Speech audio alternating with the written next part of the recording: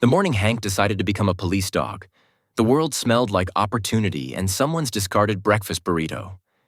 He'd been watching the K9 units at the police station for weeks, and those dogs had something he wanted. Purpose. Structure.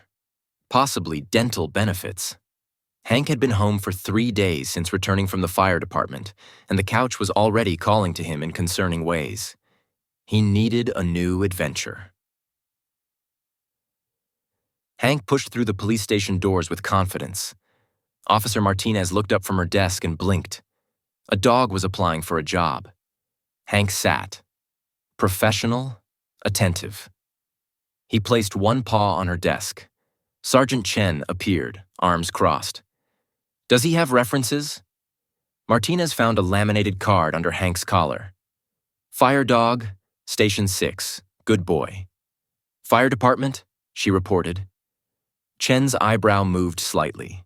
He was impressed. "Experience with high-pressure situations?" Hank nodded, remembering the angry cat incident. "Fine. 6 weeks probation. Welcome to the force, Officer Hank." They issued him a vest. Police dog in training. Hank had never felt more official.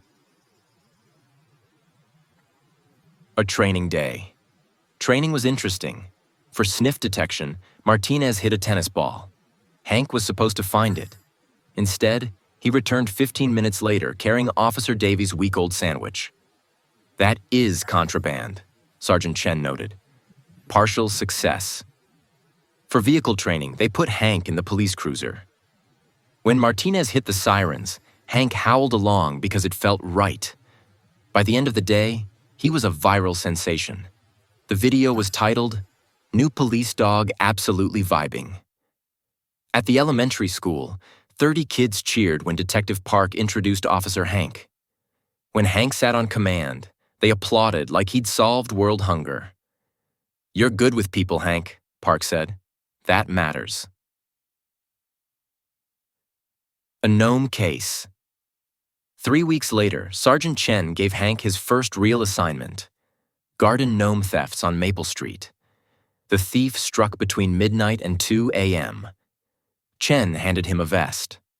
Police dog, undercover unit. At 11:30 p.m., Officer Martinez and Hank parked down the street for surveillance. "We wait," Martinez whispered.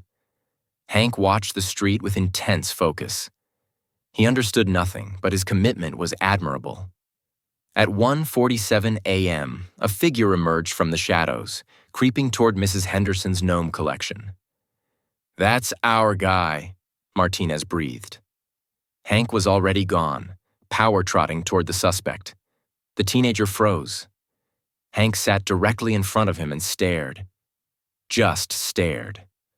The kid looked at Hank. Hank looked at the kid. The universe held its breath. Hank's expression somehow radiated disappointed judgment. The teenager crumbled. "I'm sorry. I was doing it for TikTok. The gnomes are in my garage, all 47 of them."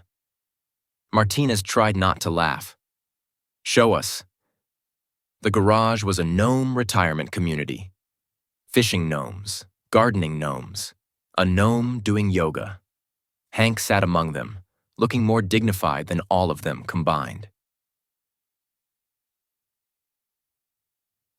Back at the station, Sergeant Chen grinned. "Hank, you solved a 3-week case in 4 hours?" The station erupted in applause. Someone brought out special occasion dog treats. They presented Hank with a certificate signed by every officer. He carried it in his mouth all day, showing everyone. The mayor held a press conference. Cameras flashed. Mrs. Henderson hugged him. A kid held up a sign. "Officer Hank is my hero." And that evening, Hank sat on his porch watching the sunset. He'd been a fire dog, now a police dog.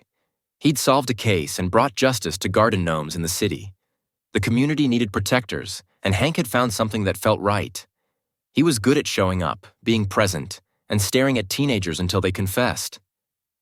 That was worth something.